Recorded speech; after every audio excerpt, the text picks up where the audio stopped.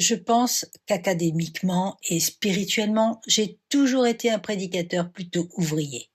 Je n'ai pas étudié dans les grandes écoles de savoir, mais il y a de nombreuses années, le Seigneur m'a donné une leçon. J'étais en train de prêcher sur le ciel, sur la grande commission, sur les beautés du Christ, sur tant de choses. Et un homme est venu me voir après le message. Il était furieux. Il était furieux et c'était une amertume d'âme qui a créé cette fureur en lui. Et il m'a dit, vous les prédicateurs. Et je lui ai répondu, frère, comment ai-je pu vous offenser? Et il a dit, vous parlez de la grande commission, de la gloire, de l'église militante et de toutes ces grandes choses. Mais ma femme ne me parle pas. Mes enfants sont dans un vrai chaos. Je vais au travail chaque jour. Je suis englouti dans la saleté. Et vous ne comprenez pas. Je vous regarde et vous vous cachez en vous. J'ai entendu. Chaque fois qu'on parle d'un désir du ciel, de prêcher ou d'écrire sur le désir du ciel, c'est très dangereux. Je vais vous dire pourquoi. Il y a deux raisons principales. D'abord, cela permet au prédicateur ou à l'écrivain, qu'il le sache ou non, d'exposer sa piété, d'exposer sa dévotion privée, afin que tout le monde le regarde et se dise « Oh, comme il désire le Christ, quel homme spectaculaire !» Je me souviens d'une fois, lors d'une conférence, nous étions plusieurs hommes et nous parlions tous du mariage. Et je savais que le Saint-Esprit traiterait sévèrement avec moi si je ne l'arrêtais pas. J'ai vu des hommes, 3000 hommes, qui regardaient tous ceux d'entre nous qui étaient assis là sur l'estrade, pensant que ces hommes étaient merveilleux. Et je les ai vus, leurs femmes leur donnant des coups de coude comme pour leur dire « Pourquoi n'es-tu pas un homme comme cela ?» Et je savais que si je ne me levais pas pour confesser mes propres luttes en tant que mari, mes propres luttes en tant que père, les moments où j'ai échoué, Dieu lui-même s'occuperait de moi et qu'il s'occuperait de nous tous. Et cela a en quelque sorte lancé une réaction en chaîne. Et les hommes ont commencé à dire « Oui, ce que nous vous enseignons et ce que nous cherchons à vivre. Mais vous devez comprendre, nous sommes aussi faibles. Et si nous avons accompli quoi que ce soit, c'est par la grâce de Dieu. Rien ne distingue un homme ou une femme d'un autre, sauf la grâce de Dieu. » Je me souviens d'un homme nommé Frère Puckett. Il y a quelques hommes que j'ai connus dans ma vie qui avaient un amour extraordinaire pour leurs femmes. On pouvait le voir. Ils traitaient leurs femmes comme des reines. Et il était comme cela. Et sa femme l'a précédé aux portes de la gloire. Il a prêché lors de ses funérailles, et ce qui était étonnant, c'est qu'il ne parlait jamais de combien il l'aimait, combien il en prenait soin. Il ne montrait même pas beaucoup d'émotion. Et quand il eut terminé, quelqu'un le défia sur ce point. Et il dit « Les funérailles de ma femme ne sont pas une occasion pour moi d'exposer mon amour spectaculaire. Est-ce que nous voulons vraiment que les gens sortent de ce service en se disant « Oh, combien cet homme aimait sa femme » ou voulons-nous plutôt qu'ils sortent en disant « C'est la grâce de Dieu qui sauve les pécheurs » ? Et c'est pareil ici aujourd'hui. Je veux que vous voyiez cela. Il ne s'agit pas de l'exemple d'un homme ou de certains hommes et de leur piété extraordinaire et de tous ceux qui doivent s'y conformer. Ce n'est pas le cas du tout.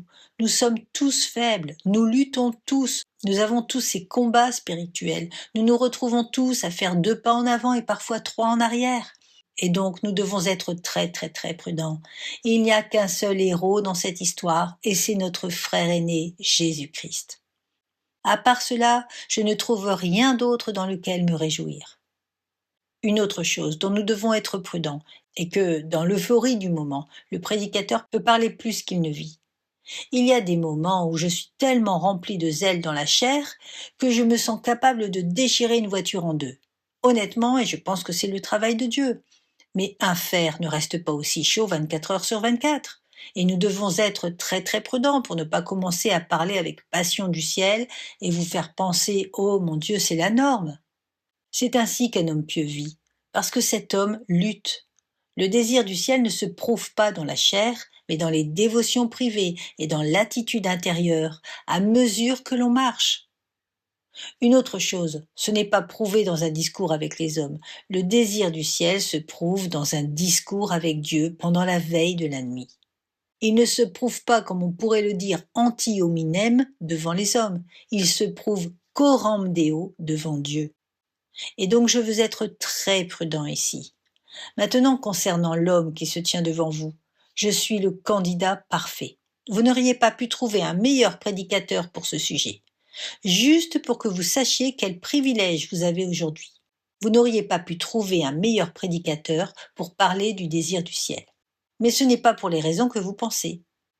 Ce n'est pas parce que je suis comme Enoch et que je marche tellement près de Dieu qu'un jour il me dira « Paul, nous sommes plus proches de la maison que de la tienne, alors viens chez moi ». Ce n'est pas la raison pour laquelle je suis le candidat parfait pour parler du désir du ciel. Voici pourquoi je suis un candidat parfait. Parce que je suis comme ce Agur qui a dit un jour « Certainement, je suis plus brutal que tout homme et je n'ai pas l'intelligence d'un homme. Je n'ai ni appris la sagesse ni la connaissance des saints. Je suis un candidat parfait parce que je suis comme l'homme que David a décrit dans le psaume 32 au verset 9. Je suis comme le cheval ou comme l'âne qui n'ont pas d'intelligence, dont la bouche doit être retenue par un mors et une bride, sinon ils ne viendront pas vers toi. » Oui, la providence de Dieu dans ma vie barricade ce cheval sauvage et tourne mon attention vers lui lorsque je suis dans les combats. Je suis un candidat parfait parce que je suis comme Israël, dont Dieu a dit dans Osée chapitre 2 versets 6 et 7. Par conséquent, voici ce que je vais faire. Je vais obstruer ton chemin avec des épines et faire un mur. Et elle ne trouvera pas ses chemins, et elle poursuivra ses amants. Elle ne les atteindra pas et elle les cherchera, mais ne les trouvera pas. Alors elle dira, je vais retourner à mon premier mari. Car alors c'était mieux pour moi qu'aujourd'hui. Je combats des choses contraires dans mon cœur et dans mon esprit. Et je sais que si ce n'était pas pour cette sagesse extraordinaire et exquise de Dieu, qui vient à moi dans mon amour inconditionnel, et si ce n'était pas pour sa sagesse, en mettant un obstacle ici et une barricade ici, et en créant une faiblesse ici et une épreuve là, et une douleur ici et une déception là, et oui, même en me permettant d'échouer dans le péché, si ce n'était pas pour toutes ces choses, quel que soit le désir que j'ai et qui est faible, il ne serait pas là. Je ne veux pas prêcher de cette manière. Aujourd'hui, je veux prêcher de cette manière comme vous et moi. Nous sommes tellement similaires. Croyez-vous que je ne sais pas ce que vous êtes? Je sais ce que vous êtes, parce que je suis comme vous. Nous allons arriver à un point où Dieu va orchestrer, il l'a déjà fait. Il nettoie l'Église évangélique. J'ai entendu dire que plus de 40% des évangéliques ne retournent pas à l'Église. Il fait ce que toutes nos prédications faibles n'ont pas su faire. Il purifie son Église. Et nous allons arriver à un moment où les gens qui sont assis devant une chaire comme celle-ci, c'est parce qu'ils aiment le Seigneur. Mais lorsque les gens aiment vraiment le Seigneur, il y a toujours à l'intérieur ce conflit parce qu'ils connaissent leurs échecs, ils connaissent leur apathie, ils connaissent leurs 2 pas en avant et 3 pas en arrière, ils connaissent leur lutte, ils connaissent leur infidélité, ils connaissent toutes ces choses. Et ce que vous devez savoir avant que nous commencions ici, c'est que Jésus-Christ n'est pas devenu un homme. Il s'est humilié jusqu'à la mort, même la mort sur la croix, et il a souffert pour vous, afin que la première fois que vous le verrez, lorsque vous passerez dans la gloire, vous ayez un air de déception sur votre visage. Ce n'est pas pour ça qu'il a fait tout cela. La plus grande douleur d'un vrai prédicateur est de savoir qu'il n'a rien compris de l'amour de Dieu. Mais la douleur encore plus grande est celle-ci. Il sait qu'il ne peut même pas communiquer ce qu'il a compris, car le langage est faible. J'aimerais juste que je puisse vous prendre par les 2 côtés de votre tête et vous enfoncer dans l'esprit combien il vous aime, combien c'est de manière inconditionnelle. Parce que si vous pouviez le voir, vous feriez quelque chose comme Pierre ce jour-là, quand le Seigneur a fait ce grand miracle devant lui. Et il a dit en gros ce qui se passe ici. Il a dit « Seigneur, c'est mal. Moi, quelqu'un comme moi, je ne devrais pas avoir cela. Je ne devrais pas être au courant de ce genre de choses. Seigneur, c'est mal. Je ne suis pas digne. » Si vous pouviez vraiment voir l'amour de Dieu, c'est ce que vous auriez tendance à faire. Seigneur, ce n'est pas juste. Personne ne devrait m'aimer de cette manière. Et donc, quand nous parlons de souffrance et de désir du ciel, nous pouvons parfois prendre cela et en faire tout un sujet de nous-mêmes, de notre piété, de tout le reste, alors que ce n'est pas ce qui se passe ici. Tout cela vient de lui. Tout cela vient de lui. Vous êtes tellement aimés. Si vous invoquez le nom de Christ, si vous lui appartenez et que vous le connaissez, vous êtes tellement aimés. Donc le but de mon sermon n'est pas d'exposer une piété médiocre. Le but de mon sermon est de vous dire que même les plus grands saints ont besoin des souffrances de cette vie pour créer en eux un mécontentement permanent envers le monde et tourner leurs yeux vers le ciel. Mais notez que chaque souffrance est ordonnée par Dieu. Et l'éternité est toujours et toujours en l'éternité de l'éternité. Il est l'éternité de l'éternité de l'éternité. Il est l'œuvre de Dieu. Tout vient de lui, passe par lui, va vers lui. Et si vous aspirez à lui aujourd'hui, c'est l'œuvre de la régénération. Et je veux en parler un instant. Avant la régénération, à quoi ressemble un homme? Eh bien, dans Jean chapitre 3 versets 19 et 20, voici le jugement. La lumière est venue dans le monde et les hommes ont aimé les ténèbres plus que la lumière, parce que leurs œuvres étaient mauvaises. Car quiconque fait le mal déteste la lumière, il ne vient pas à la lumière, de peur que ses œuvres ne soient réprouvées. Si vous avez un désir pour Dieu, c'est lui qui l'a créé en vous. Et celui qui l'a créé en vous le soutiendra en vous, le développera, l'entretiendra et le fera croître. Celui qui a commencé une bonne œuvre en vous la terminera. Vous voyez, vous prenez un petit garçon, vous l'emmenez pêcher et vous lui dites de sortir et de chercher des vers. Et donc il sort, ce garçon de ferme, et il soulève une pierre ou une bûche. Et au moment où cette pierre est soulevée, et que la lumière pénètre dans l'obscurité, les vers, les insectes, les coléoptères, ils s'enfoncent dans la terre de plus en plus profondément pour fuir la lumière. Ils détestent la lumière. C'est nous, c'était nous. Nous détestions la lumière. Nous détestions Dieu. Maintenant, pourquoi quelqu'un détesterait-il un bon Dieu? Eh bien, il ne détesterait un bon Dieu que parce qu'il n'est pas bon. Et donc, il le déteste. Il déteste sa personne. Il déteste sa volonté. Et c'était nous. Maintenant, je veux que vous réfléchissiez à cela. Il a accompli un tel travail en vous que vous n'êtes plus comme cela. Celui qui peut accomplir un tel changement en vous, ne peut-il pas continuer à cultiver ce changement? Ainsi, au fur et à mesure que vous traversez le temps, jour après jour, année après année, vous grandissez dans votre désir du ciel. Mais faisons attention ici. Ne mettons pas le ciel entre nous et le trône de Dieu. Vous grandissez dans votre désir pour lui. Vous avez donc besoin d'être encouragé. De plus, je veux juste aller dans Ézéchiel chapitre 36, verset 26. Je vous donnerai un nouveau cœur et je mettrai en vous un nouvel esprit. Je retirerai de votre chair le cœur de pierre et je vous donnerai un cœur de chair. Imaginez, si j'avais ici la figure d'un homme faite de pierre solide, que pourrais-je faire avec lui? Je pourrais le pincer, l'arracher, le frapper, le cogner. Et quelle serait sa réponse? Quelle serait sa réaction? Il n'y aurait pas de réponse. Pourquoi? C'est une pierre, inanimée. Il est mort, insensible à moi. Et c'est ainsi que vous étiez avant de devenir chrétien. Et maintenant, comment êtes-vous? Il vous a rendu vivant. Donc, si je pouvais transformer cet homme qui est une statue de pierre solide en chair, quand je le pincerais, il grimacerait. Quand je le frapperais, il bougerait. Il est chair, il est vivant, il peut répondre.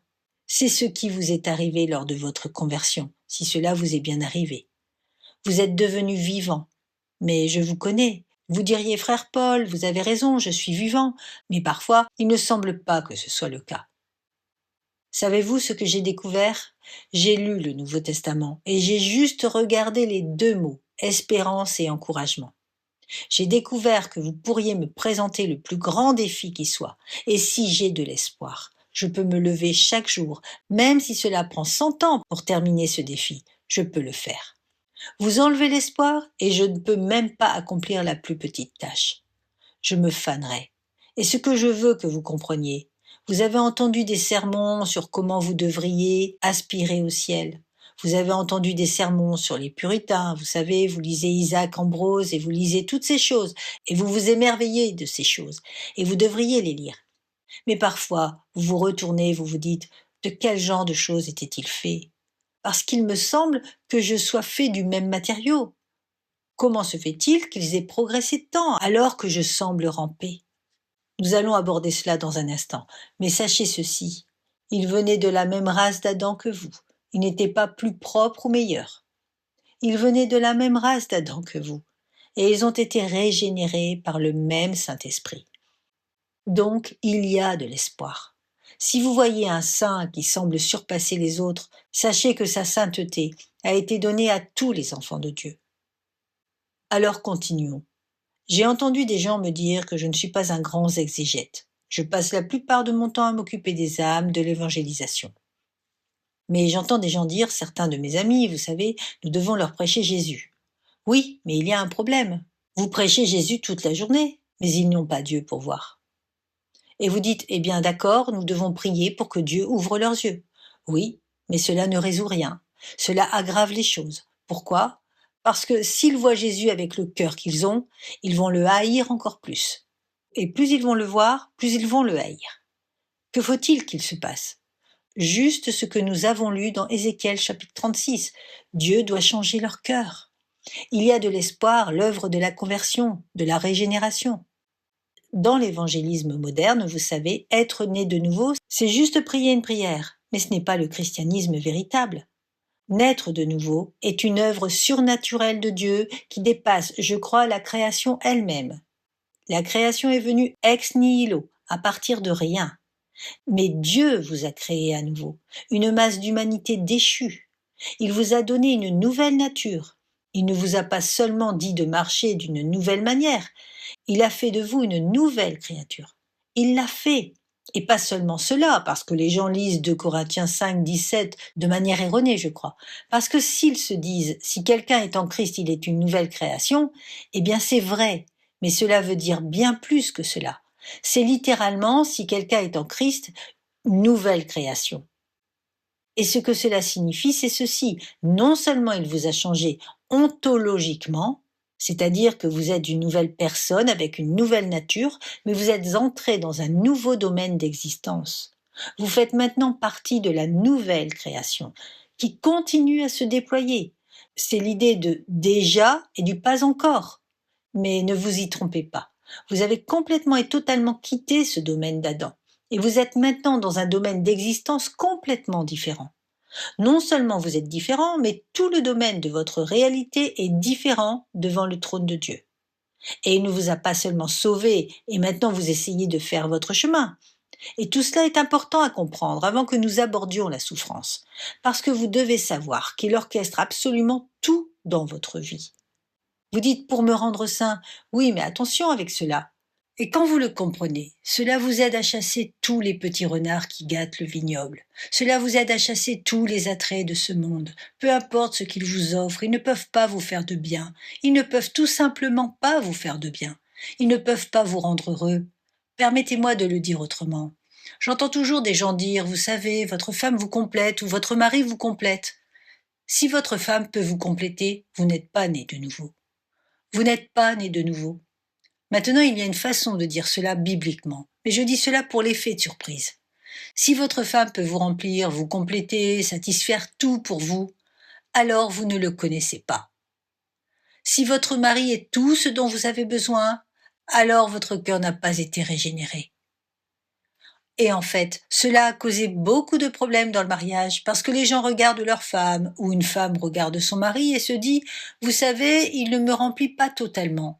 Cela est un problème. Ce que vous devez comprendre, c'est que si vous lui appartenez, il y aura du mécontentement partout où vous regardez horizontalement. Et le seul endroit où vous trouverez la satisfaction, c'est verticalement, en lui. Et j'emprunterai à Isaïe et je dirai « Pourquoi cours-tu ? Pourquoi te cognes-tu sans cesse la tête contre le mur ? Pourquoi vas-tu voir tous ces amants qui ne font que te décevoir, qui te détruisent, qui te blessent ? Pourquoi cherches-tu horizontalement ce que tu ne peux trouver verticalement qu'en Dieu ? Arrête cela, ça ne sert à rien. Et tu le sais, n'est-ce pas ? Tu le sais. Peu importe ce que tu accomplis, peu importe ce que tu gagnes, peu importe quel plaisir ou notoriété ou avancement tu obtiens, cela se transforme en rien de plus que de la sciure de bois dans ta bouche et de la pourriture dans ton ventre. Tu ne trouveras de satisfaction qu'en lui. Maintenant, je veux que nous allions à Genèse, chapitre 3, versets 16 à 19, un instant. La conception dans la douleur. J'augmenterai la souffrance de tes grossesses, tu enfanteras avec douleur, et tes désirs se porteront vers ton mari, mais il dominera sur toi. Et il dit à Adam, puisque tu as écouté la voix de ta femme, et que tu as mangé de l'arbre au sujet duquel je t'avais donné cet ordre, tu n'en mangeras point, le sol sera maudit à cause de toi. C'est à force de peine que tu en tireras ta nourriture tous les jours de ta vie. Il te produira des épines et des ronces, et tu mangeras de l'herbe des champs.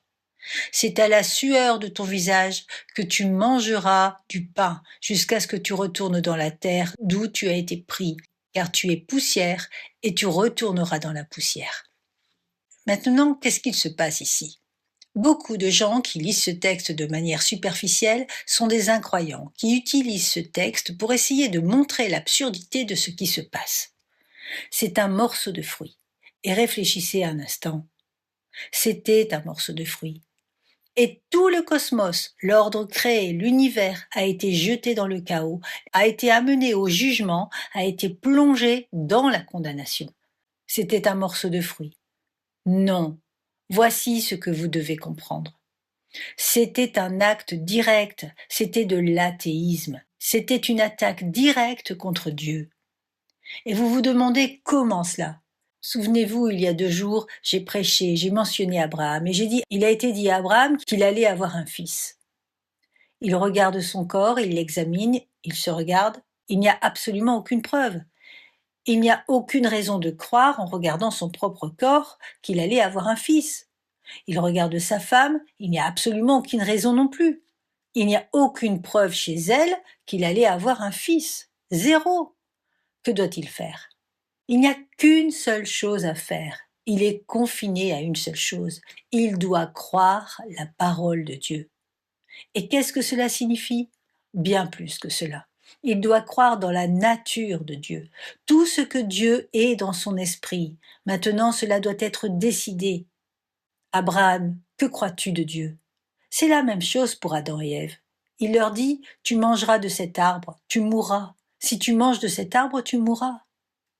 Ils regardent l'arbre, il n'y avait rien dans cet arbre qui leur indique qu'ils allaient mourir. C'était évidemment beau, c'était évidemment agréable à voir. Il n'y avait rien dans cet arbre qui montrait le moindre signe qu'ils allaient mourir. En fait, tous les signes allaient dans le sens contraire. Tout dans le jardin était bon, et cet arbre semblait plus splendide que tout le reste. Alors, que se passe-t-il ici ? Il n'y avait qu'une seule raison de croire que cela amènerait la mort, parce que Dieu l'avait dit. Et quand vous dites oui, il devait croire Dieu, mais il n'y a tout simplement aucun moyen de décrire à quel point cette idée est véritablement profonde. Lorsqu'ils prirent ce fruit, c'était une attaque directe contre la divinité de Dieu. C'était une attaque directe contre son caractère, sa nature, et ils devaient lui faire confiance. C'était un crime odieux. C'était un crime indicible qui va bien au-delà de ce que l'esprit d'un homme ou même celui d'un archange peut concevoir. Et ainsi, le monde entier est plongé dans le jugement. Et maintenant, vous voyez, c'est un jugement juste. Mais voici quelque chose que je veux vous souligner. C'est souvent le cas avec Dieu. C'est l'un des, sinon le terrible jugement des jugements qui tombe sur l'humanité. C'est comme Babylone qui est la mère de toute fornication, mais aussi de l'idolâtrie. Ainsi, ceci est la mère de toute douleur et de toute souffrance dans ce monde. Mais même dans ce jugement, il y a de la miséricorde, parce que les effets de cela continuent jusqu'à aujourd'hui. N'est-ce pas vrai ? Tout ce qu'il dit d'Ève et d'Adam, cela continue jusqu'à aujourd'hui. C'est un jugement. Mais aussi, je veux que vous voyiez dans votre propre vie, c'est de la miséricorde. D'une certaine manière, cette malédiction est un mélange de proclamation de l'Évangile. Vous dites oui, le proto-évangile dans Genèse chapitre 3 verset 15. Non, ici, de quelle manière ? Chaque fois qu'Ève souffrait en donnant naissance, Dieu criait à elle. Tombe, tombe, tombe, reviens à moi. Chaque fois que sa relation avec Adam devenait conflictuelle, déformée, disloquée, chaque fois qu'il était dur, chaque fois qu'elle était rebelle, tout cela. Et elle regardait là où elle se demandait, qu'est-ce que tout cela ? C'était Dieu qui disait, tombe, tombe, tombe, reviens à moi. Chaque fois qu'Adam labourait un champ et qu'il n'en apportait aucun fruit, chaque fois qu'il rentrait chez lui épuisé, c'était Dieu qui disait, tombe, tombe, tombe, brise, brise, brise, reviens à moi. Regarde vers moi, regarde vers moi. Mais comment allons-nous revenir ? Genèse chapitre 3 verset 15. C'est ainsi que tu reviendras. C'est la même chose pour vous. Vous devez comprendre cela. Je sais, je me lève le matin, je vais au bureau, nous prions. Chaque jour, je rencontre des hommes et des femmes pieux et nous nous asseyons et nous prions et les prières continuent et continuent. Peut-être que je fais une dévotion, puis nous passons à la mission où les hommes vont étudier des passages qu'ils devront enseigner en Birmanie ou ailleurs. Et nous nous retrouvons à déjeuner, nous parlons de gagner les nations et nous faisons toutes ces choses. Et où vas-tu prêcher ce soir? Et qu'est-ce que tu vas faire? Et comment allons-nous travailler avec ces croyants dans une certaine région? C'est comme réfléchissons-y, dans un sens, une bulle. Mais vous, beaucoup d'entre vous, c'est au travail, à l'atelier, c'est aller à l'école laïque, c'est aller à l'hôpital et travailler, c'est aller dans votre salle de sport, dans votre salle de nettoyage, ou c'est aller avec un groupe d'hommes, non pas pour prier. Mais vous devez prier avant de les rencontrer à cause de ce qui va sortir de leur bouche. La méchanceté avec laquelle vous allez devoir traiter chaque jour, chaque jour, chaque jour. Vous savez de quoi je parle. Vous savez à quel point cela vous ronge. Laissez cela être le catalyseur. Vous devez réaliser, vous devez entrer là-dedans et vous dire « ce n'est pas qui je suis ». Je suis un enfant de Dieu. Et cette providence dans laquelle je me trouve, qui semble si décourageante, en fait, Dieu me protège. Il ne me permet pas de trouver satisfaction dans quoi que ce soit de ce monde, sauf en lui. Il m'aime tellement, avec un zèle, une jalousie, qu'il m'entoure et m'empêche de me détourner. C'est ce qui se passe lorsque vous vivez dans ce monde et que vous vous dites pourquoi rien ne va droit, pourquoi tout est si difficile. C'est lui qui vous crie encore « Regarde vers moi, regarde vers moi ». Chaque chose vile dite dans l'atelier, chaque image vile, chaque conversation vile, chaque relation difficile, c'est lui qui vous dit « Mon fils, regarde vers moi, regarde vers moi, je suis ton espoir, je suis ton espoir, je suis ton espoir ». Paul l'a dit de cette manière. Aussi la création attend-elle avec un ardent désir la révélation des fils de Dieu. Car la création a été soumise à la vanité, non de son gré, mais à cause de celui qui l'y a soumise, avec l'espérance qu'elle aussi sera affranchie de la servitude de la corruption pour avoir part à la liberté de la gloire des enfants de Dieu. Or nous savons que jusqu'à ce jour, la création tout entière soupire et souffre les douleurs de l'enfantement. Et ce n'est pas elle seulement, mais nous aussi, qui avons les prémices de l'esprit. Nous aussi, nous soupirons en nous-mêmes en attendant l'adoption, la rédemption de notre corps. Comment Adam a-t-il échoué? Il n'a pas cru à Dieu. Parce que tout est pointé à l'autre. Vous êtes exactement dans le même test. Vous êtes dans la chambre et vous dites que vous êtes un enfant de Dieu. Vous êtes en train de revenir. Maintenant, vous êtes en train de faire plus, en quelque sorte, qu'un simple ministre. Vous retournez dans ce monde, vous entrez dans cet atelier de fabrication, dans cette usine, vous travaillez dans la construction, dans l'atelier du mécanicien, et vous allez dans tous ces endroits, et tout vous crie. Il n'y a aucune raison de croire quoi que ce soit de ce que vous avez entendu dimanche, rien. Tout le monde est sous le pouvoir du malin. Et il semble que cela devienne de plus en plus sombre chaque jour. Mais vous pouvez faire quelque chose dans la puissance du Saint-Esprit. Vous pouvez apporter une telle gloire à Dieu où que vous soyez. Plus c'est sombre, plus c'est difficile, plus vous pouvez dire « bien que je ne vois rien, bien que je n'entende rien, je croirai la parole qui m'a été donnée ». Parfois des gens viennent me voir et me disent « Frère Paul, vous savez, votre vie en mission, quelle opportunité, pouvoir travailler dans les missions, faire avancer le royaume. » Oh, cher frère, je mentirais depuis ce pupitre si j'essayais de vous flatter. Je trahirais mon devoir, mais je ne vous flatte pas. Ce n'est pas comme cela. Il n'y a pas d'élite spirituelle. Les ministres ne sont pas des élites spirituelles.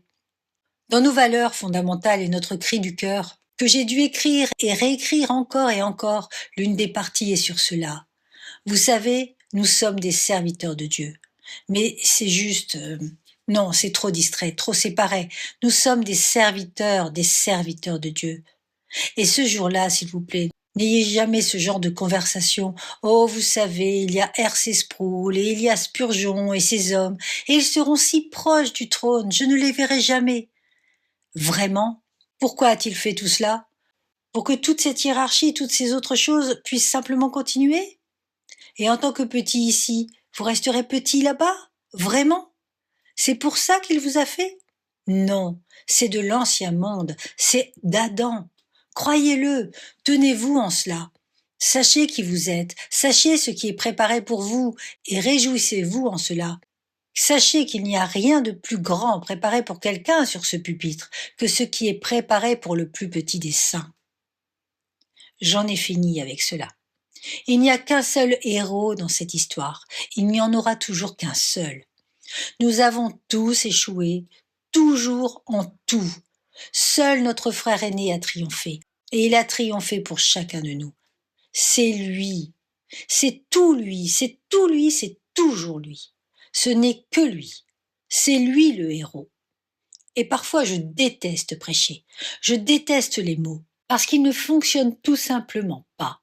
Lorsque vous commencez à parler de combien Dieu aime ce que même l'Église considérerait comme le plus petit, le plus faible des saints, vous êtes profondément aimé. Donc tout cela a pour but de tourner vos yeux vers lui. Mais certains d'entre vous ne peuvent pas. Savez-vous pourquoi vous ne pouvez pas? Parce que vous n'êtes pas convaincus de l'amour de Dieu.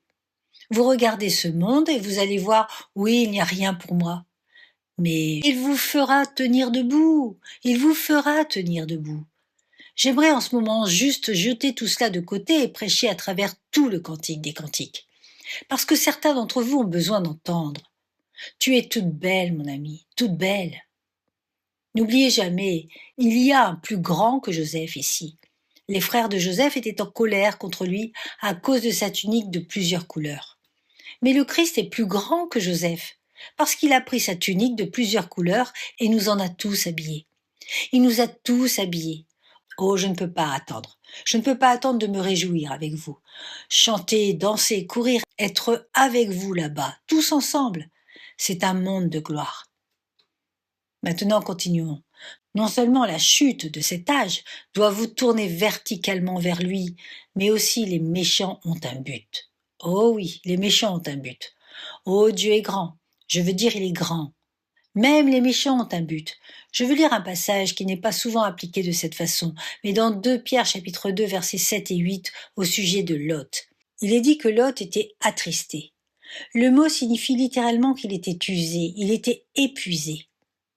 Le mot peut signifier qu'il était presque comme réduit en poudre. Comme il est dit, Lot était attristé par la conversation sale des méchants. Car cet homme juste, vivant parmi eux, voyant et entendant, attristait son âme juste jour après jour par leurs œuvres illégales. D'abord, laissez-moi vous signaler quelque chose. Je suis sûr que vous connaissez l'histoire de Lot. Je veux dire s'il y a eu des mauvais choix chez cet homme. Oui, attristé dans son âme juste. Nous pouvons voir que même Sodome a été utilisé. Et c'est la même chose chaque fois que vous sortez dans ce monde, chaque fois que vous êtes tenté de poursuivre les choses que les incroyants poursuivent, chaque fois que vous entendez des vulgarités, chaque fois que vous allumez les informations et vous vous demandez ce qui se passe encore avec l'Occident, c'est pour tourner vos yeux vers le ciel. Les années 90 étaient bien plus dangereuses que ce que nous vivons maintenant. Pourquoi ? Eh bien, tout tournait autour du christianisme en Amérique, des drapeaux, des défilés, la prospérité et tant de choses que nous pouvions accomplir sans Dieu, au nom de Dieu. Il a mis fin à tout cela, n'est-ce pas? Il y a mis fin. Maintenant vous sortez, même là où je vis, il y a des chrétiens qui ont peur de perdre leur travail si on leur pose une simple question et qu'ils y répondent mal. Donc, même les méchants, Dieu les utilise. Même quand vous allumez les informations et vous vous dites « Pourquoi ? Pourquoi ?» Vous voulez la réponse? Il ne vous partagera avec personne, pas même avec un pays. Vous lui appartenez. Vous appartenez au ciel. Cela est extrêmement, extrêmement important. Maintenant, je veux continuer avec autre chose. Surtout vrai ici, c'est que notre corruption intérieure reste. Notre combat contre le péché nous oblige à désirer le ciel. Paul dit dans Romains chapitre 7 au verset 18 « Ce qui est bon, je le sais, n'habite pas en moi, c'est-à-dire dans ma chair. J'ai la volonté, mais non le pouvoir de faire le bien. Car je ne fais pas le bien que je veux, et je fais le mal que je ne veux pas. Je rends grâce à Dieu par Jésus-Christ notre Seigneur.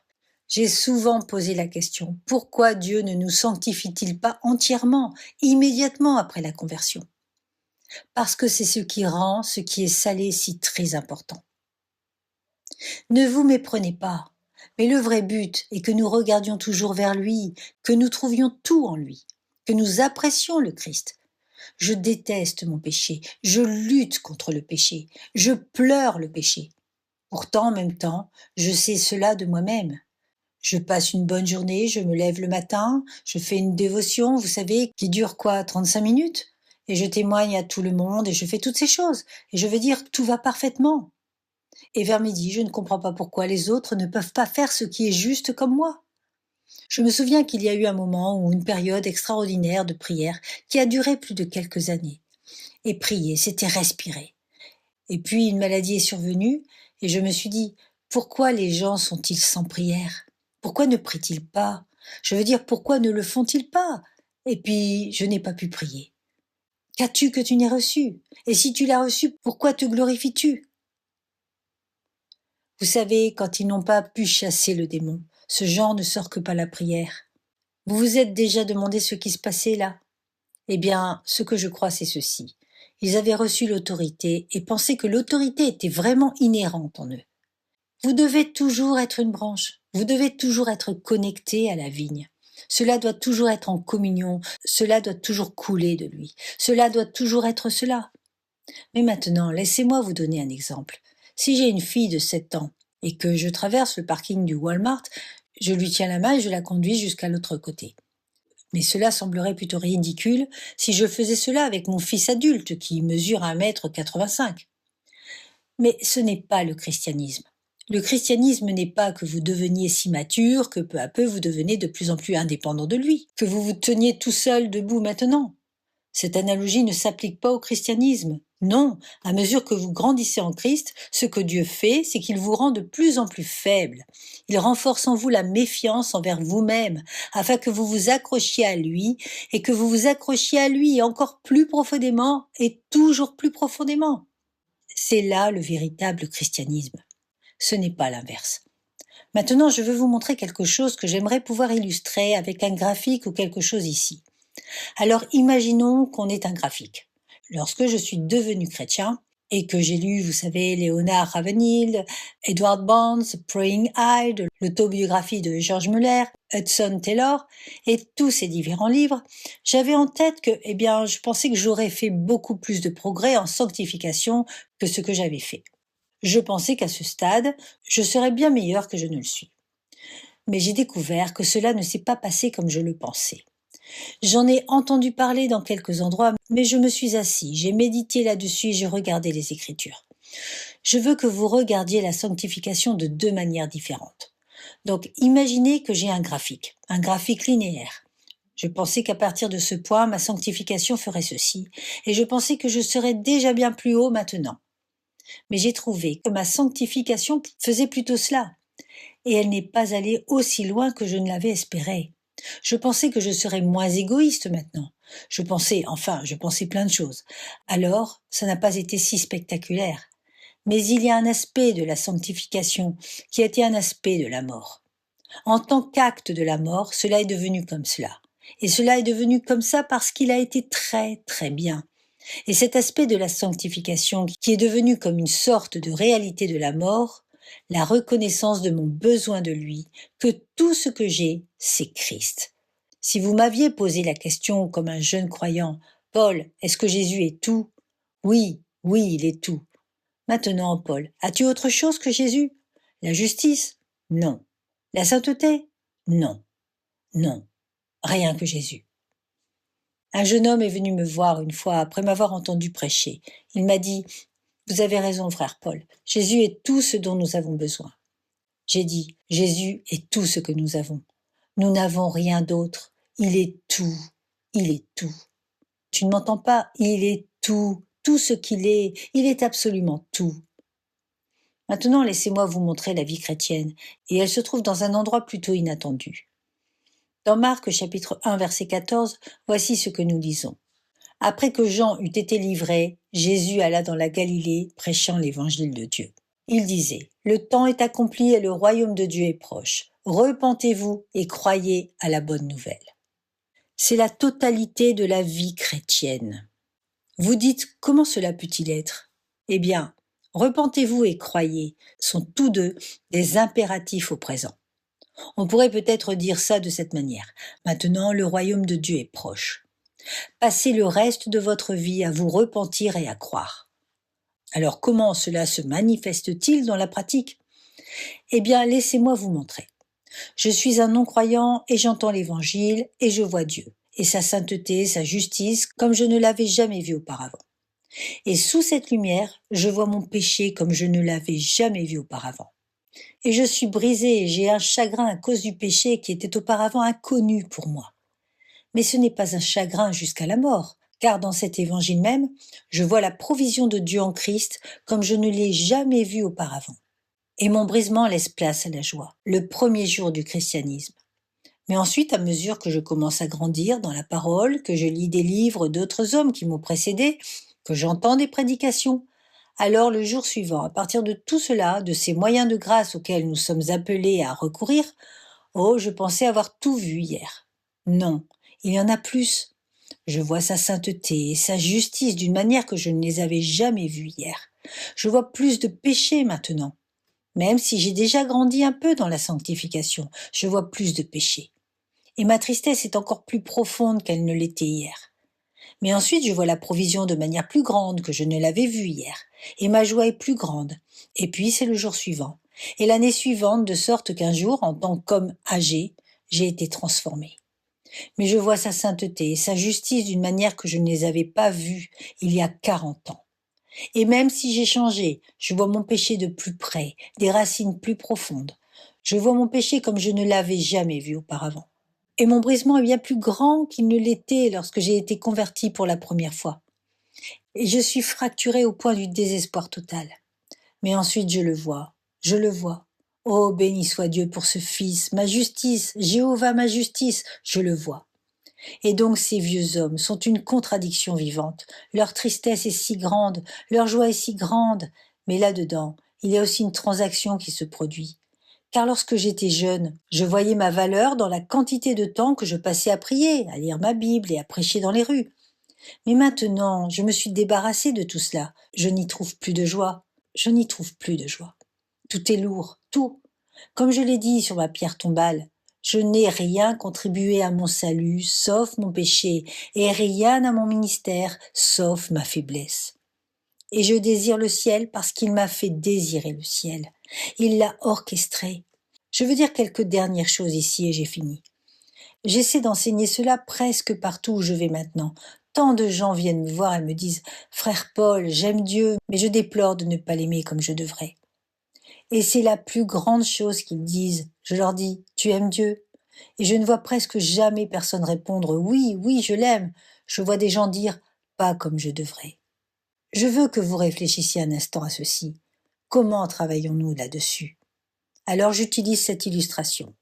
Si je suis allongé sur cette estrade, sur le dos, et que mes deux mains tiennent ma ceinture, et que je tire de toutes mes forces, et que vous venez vers moi et vous regardez, vous me demandez « Frère Paul, que fais-tu » Je dis « Eh bien, n'est-ce pas évident, j'essaie de me lever. » Et vous me répondrez « Tu n'as jamais vraiment étudié la physique, n'est-ce pas? Pour te lever, tu dois agir par une force extérieure. » Et voici ce que je veux que vous voyez comme étant le secret du ministère de nombreux missionnaires et des biographies des gens que vous admirez. Voici juste le secret ici. Rappelez-vous cette histoire. Je dis souvent ceci. Vous voyez un homme qui aime vraiment sa femme. Je veux dire qu'il est fou d'elle. Et qu'est-ce que vous faites automatiquement? Vous vous dites, quel homme incroyable. Peut-être qu'il est un rustre, peut-être qu'il n'est pas du tout incroyable, peut-être que c'est sa femme qui est incroyable. Et sa vertu et sa beauté suscitent son affection, même s'il n'est qu'un roc. Vous voyez quelqu'un qui semble avoir un amour extraordinaire pour Jésus et vous dites « Quel homme incroyable, quelle femme incroyable !» Peut-être qu'ils ne sont pas du tout incroyables, peut-être qu'ils ont juste vu quelque chose que vous n'avez pas encore vu. Ce gars qui essaie de se lever en tirant sur sa ceinture, il ne peut pas faire cela. Il faut qu'une force extérieure agisse pour qu'il y arrive. Quel est le besoin de l'Église avant tout? Une vision de plus en plus grande de l'amour de Dieu en Christ. Une vision de plus en plus grande de cette personne spectaculaire. Et plus votre cœur a été véritablement régénéré, plus vous le voyez, plus vous voyez son amour. Alors plus il va attirer vos affections, et à la fin, que direz-vous? Allez-vous vous vanter? Je l'aime. Oui, mais vous ne vous arrêterez pas là, parce que cela semble un peu orgueilleux et idolâtre. Que ferez-vous alors? Oui, frère Paul, je l'aime parce qu'il m'a aimé le premier. Je l'aime, je suis contraint par l'amour du Christ. Je ne suis pas contraint par mon amour pour le Christ, mais je suis contraint par l'amour du Christ pour moi. J'ai vu de plus grandes images et c'est aussi le travail du prédicateur. C'est le travail du prédicateur. C'est pour cela qu'il se cache. Parce que vous voyez ce dont vous avez besoin. Si vous êtes un prédicateur aujourd'hui, ce n'est pas juste pour vous. Vous êtes pour l'homme qui travaille 12 heures par jour et qui ne peut avoir qu'une demi-heure pour étudier la Bible. Vous êtes pour la mère qui fait l'école à la maison. Vous êtes pour l'homme. Vous êtes pour l'homme. Et vous allez l'étudier, vous allez la méditer. Vous êtes le mineur qui descend là où personne d'autre ne peut aller. Vous retournez les montagnes à leur base, vous endiguez les rivières, vous creusez à travers la roche, vous faites tout ce que vous pouvez pour en sortir. Ces images, ces mots sur Christ. Et ensuite vous les donnez à sa fiancée.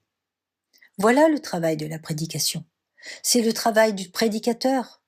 Oui, nous devons enseigner des principes. Oui, nous devons enseigner la sagesse.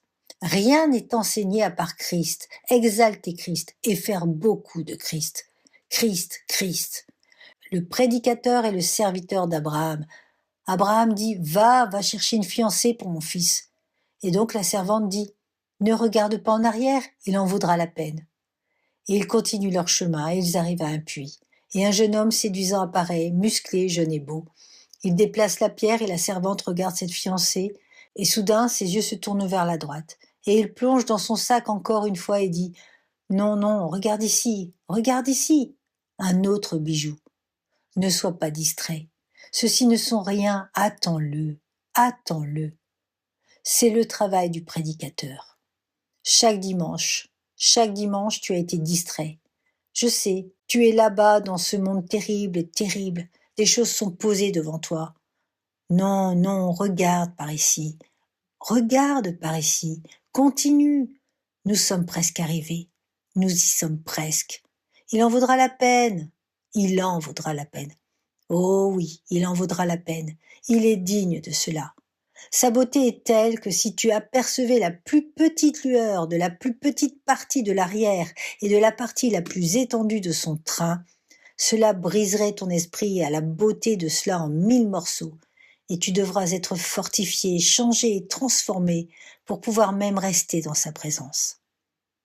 Frères et sœurs, il en vaut la peine, et tout dans ce monde déchu crie vers toi, et c'est lui qui est, c'est lui.